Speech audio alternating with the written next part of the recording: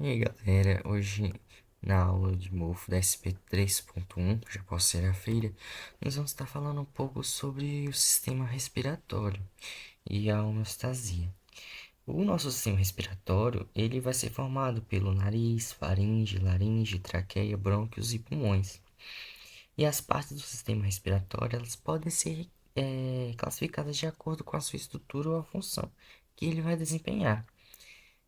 Estruturalmente, o sistema respiratório ele vai consistir em uma parte superior, que vai incluir o nariz, a cavidade nasal, faringe e estruturas associadas, e uma parte inferior, que vai incluir começa a partir da laringe, traqueia, brônquios e pulmões.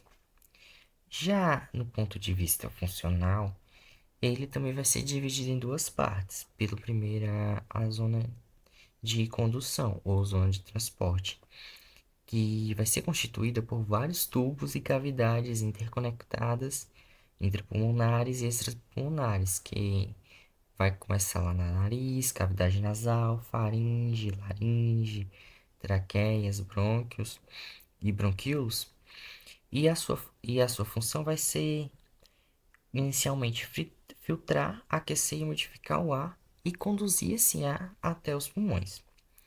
Já a segunda zona, que é a respiratória, ela vai ser formada por tubos e tecidos intrapulmonares, é lá onde vai ocorrer a troca gasosa, que ia ser chamada de hematose. É, Nela vai incluir os bronquíolos respiratórios, os ductos alveolares, sacos alveolares e alvéolos pulmonares, que vão ser as principais locais de troca gasosas entre o ar e o sangue. Falando aqui das vias respiratórias, vamos começar aqui falando um pouco sobre as vias aéreas superiores, que vai iniciar aqui na cavidade nasal, onde o ar ele entra aqui pelas narinas, passando pelo vestíbulo nasal, onde vai ter os pelos que vão filtrar as partículas grandes. Essa parte vai possuir, né, as conchas nasais, superior, média e inferior, que aumenta a superfície interna e formam alguns meatos nasais aqui.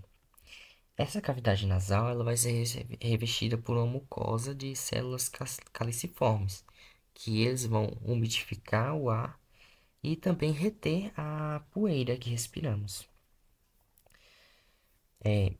Passando pela cavidade nasal, o ar vem aqui para a parte nasal da faringe, ou nasofaringe, que é a parte superior da faringe.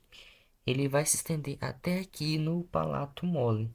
Ele vai ser revestida pelo epitélio colunar ciliado e vai fazer também comunicação com as células auditivas, onde ajuda a equilibrar a pressão do ar. Aqui na orofaringe, entre o palato mole e até a epiglote, que vamos ter a orofaringe, vai possuir um epitélio pavimentoso não queratinizado e também vai ser uma passagem comum, né? Tanto para o ar e tanto também para o alimento que consumimos. Saindo aqui da epiglote, nós vamos ir para a laringofaringe, ou a parte laríngea da faringe. Ela vai se estender desde o osso hioide até o esôfago, até a entrada do esôfago e da laringe. Aqui. E ela vai também servir, né, aos dois sistemas, respiratório e digestório. A glote, que seria ou a passagem de ar que nós vamos ter, que vai apresentar o conjunto das cordas das pregas vocais e das pregas vocais.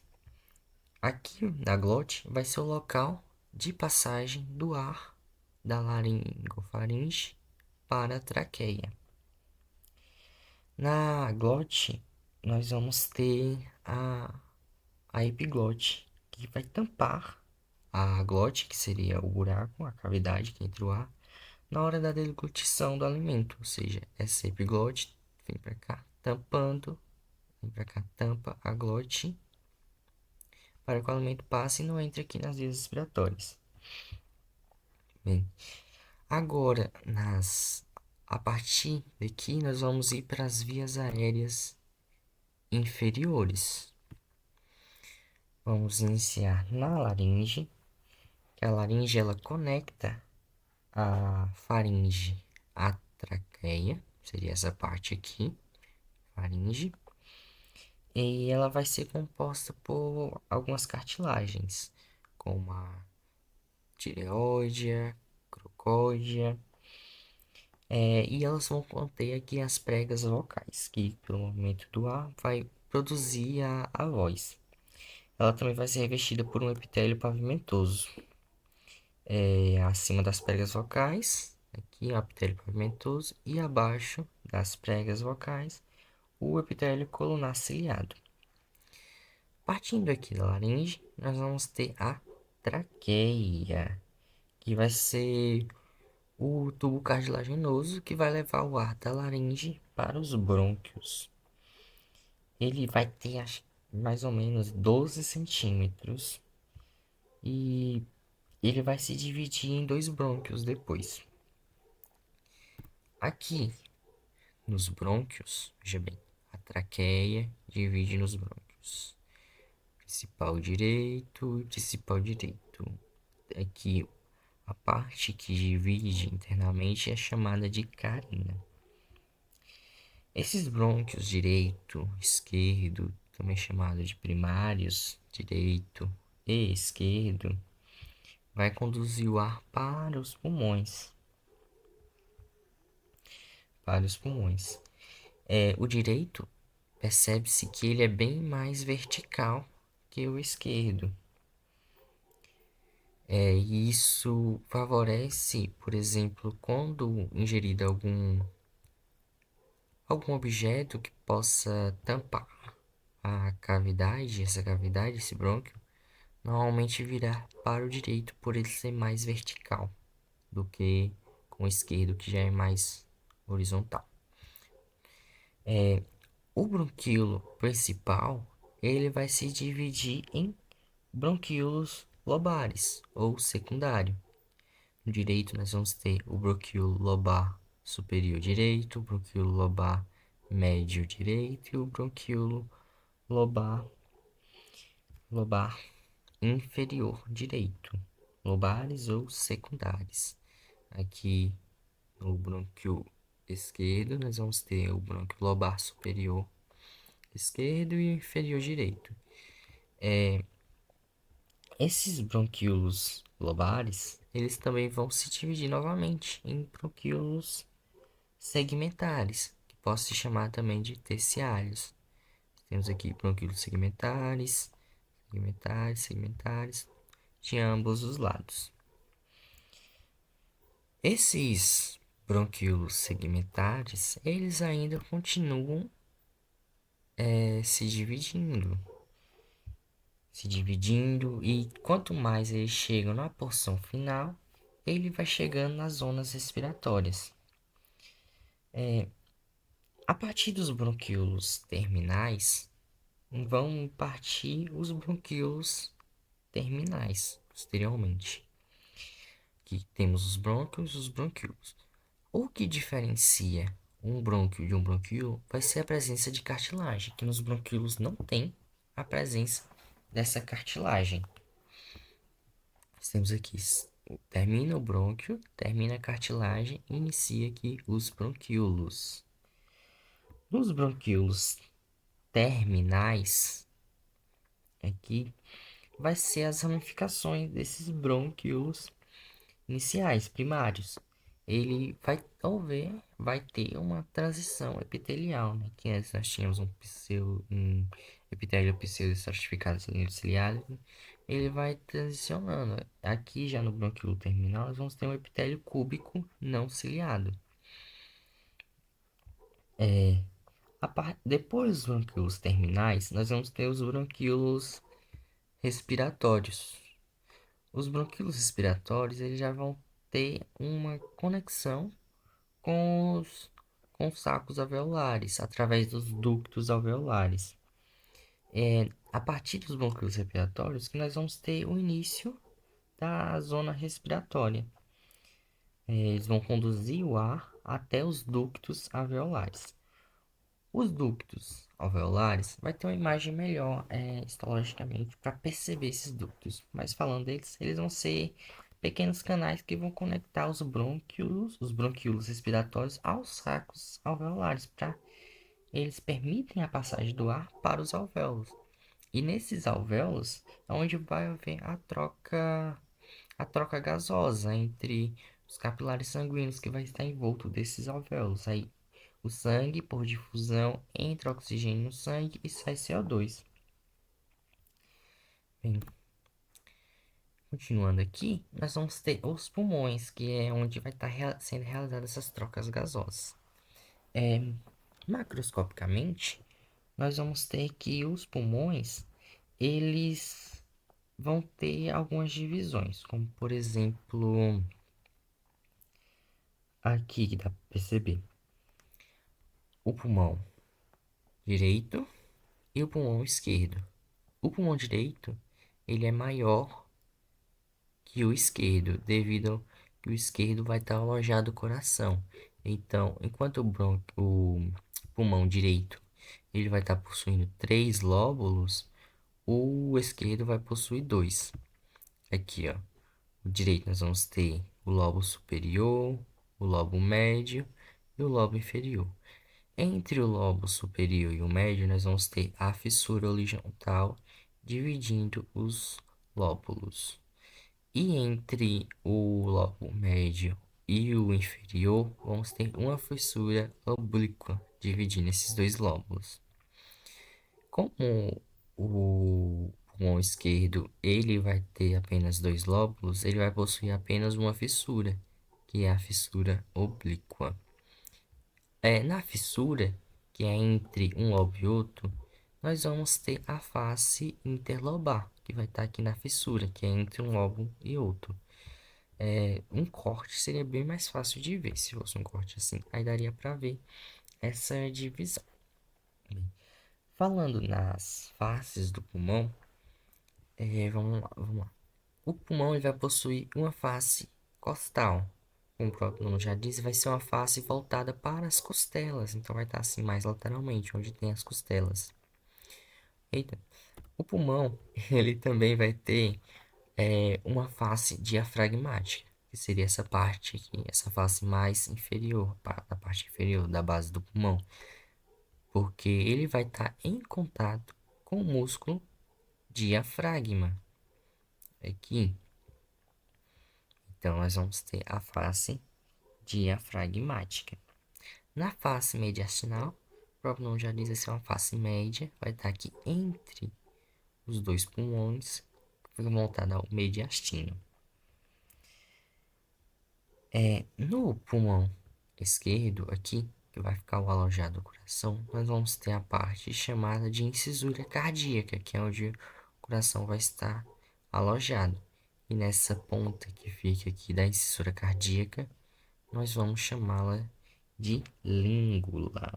Continuando aqui, nos pulmões, em volta deles, ele vai ser circundado e protegido por uma serosa de dupla camada denominada pleura.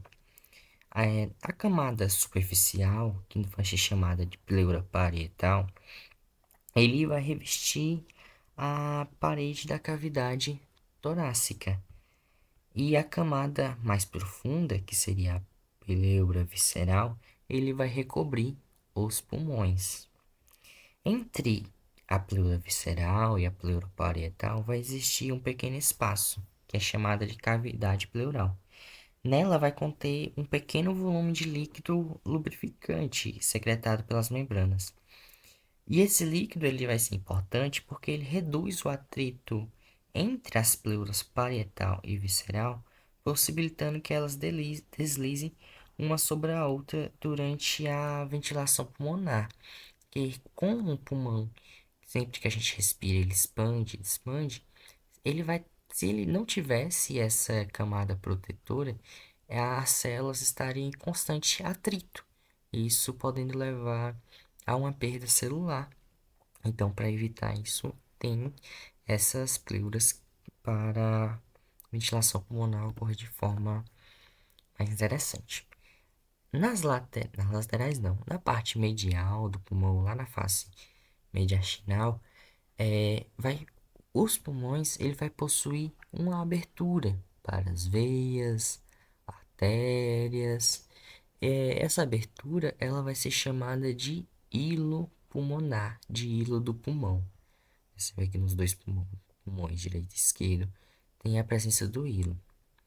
Dentro desse hilo, né, que vai estar chegando as veias, as artérias e os brônquios.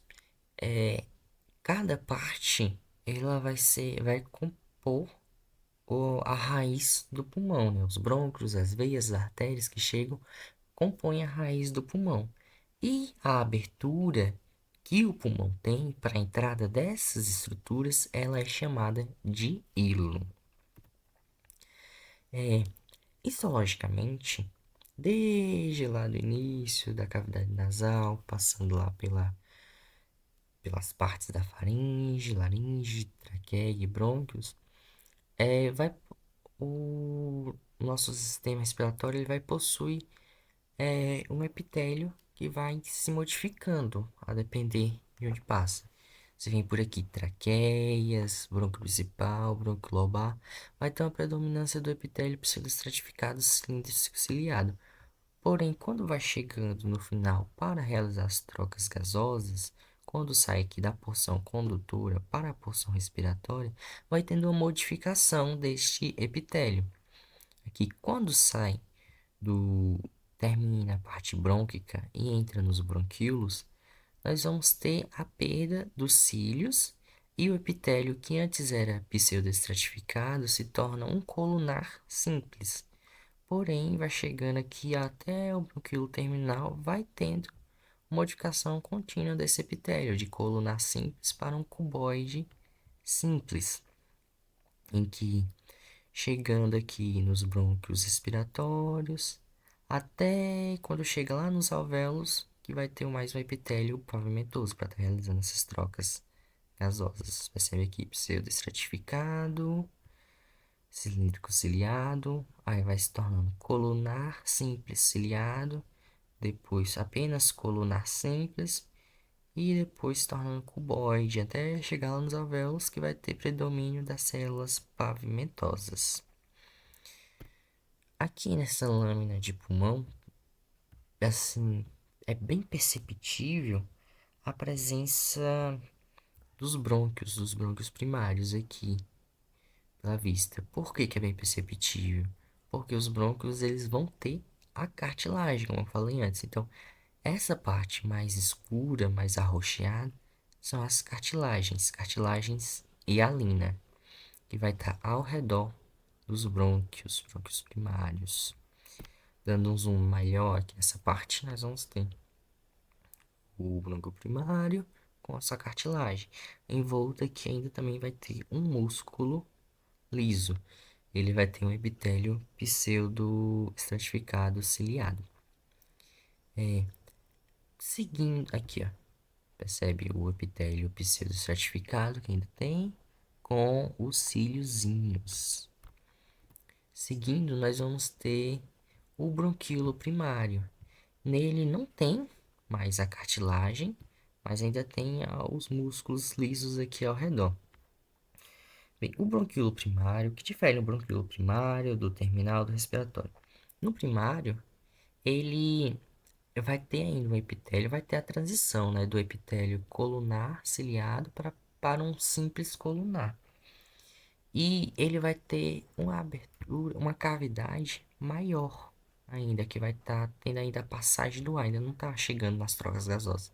Então, o bronquíolo primário, ele vai ter uma abertura maior, com um epitélio colunar, ciliado, fazendo a transição para o simples colunar. Veja aqui de perto, o colunar com os cílios. Epitélio, epitélio colunar e a presença dos cílios. Agora aqui no bronquíolo terminal, ele vai ter a abertura já ó, diminuída, cavidade diminuída, ainda tem a presença do músculo liso assim em volta, porém o epitélio dele agora já muda para o cúbico. Olha aqui mais de perto, cúbico, também não tem a presença da cartilagem volta, o epitélio cúbico, simples cúbico, não tem cílios, ele é um simples cúbico. E o que diferencia um bronquíolo terminal de um respiratório?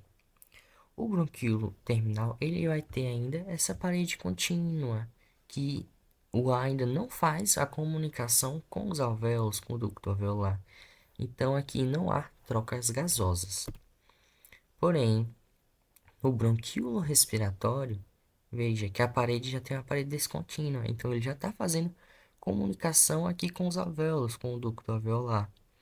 Ele vai ter também um epitélio cúbico, simples cúbico, e o ar já faz comunicação com os alvéolos. Quando a partir desse bronquíolo respiratório vai ter um canal.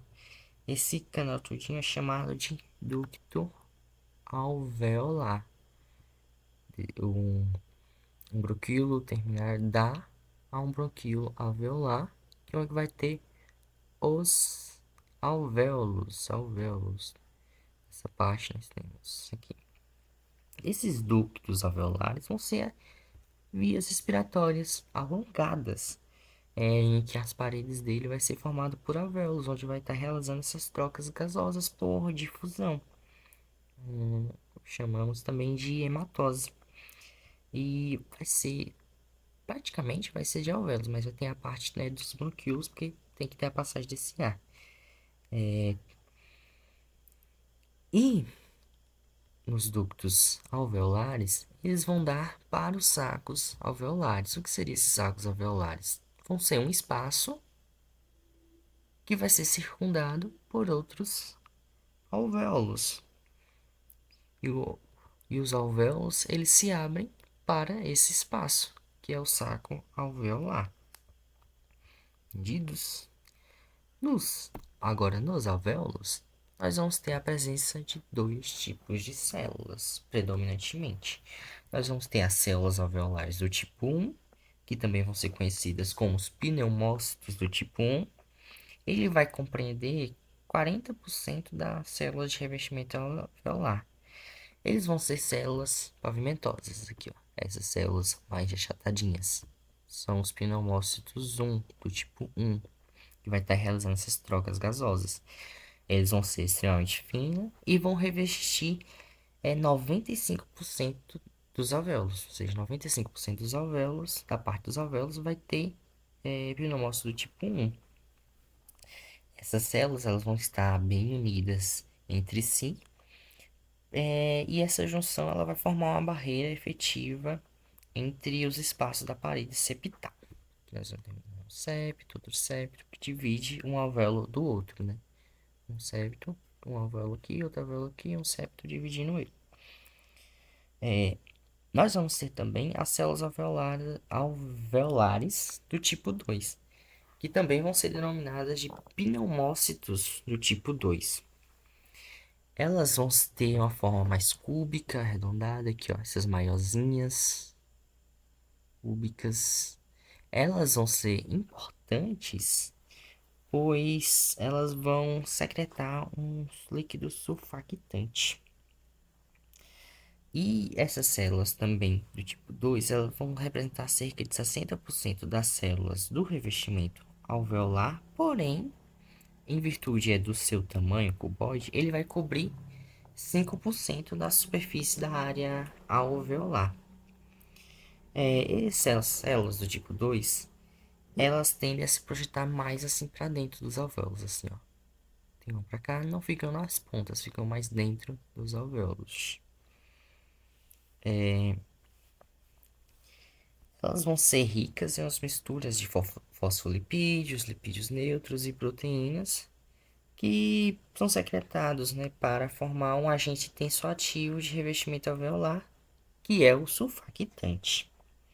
E além de formar o surfactante, que é muito importante para a lesão pulmonar, na lesão pulmonar essas células do tipo 2 elas vão se proliferar e restaurar os outros tipos de célula, que seria o do tipo um. Por exemplo, em alguma lesão pulmonar, em que tem a diminuição das células do tipo um, as células do tipo 2 elas vão tornar as células pneumócitas tipo um.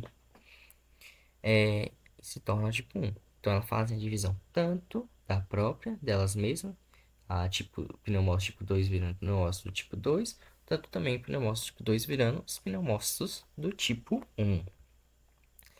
Além desses dois tipos de células, nós vamos ter também os macrófagos alveolares. Mas antes aqui só um resuminho para vocês perceberem. Aqui, ó, um bronquíolo terminal. Percebe que a partir dele não faz nenhuma comunicação com os alvéolos.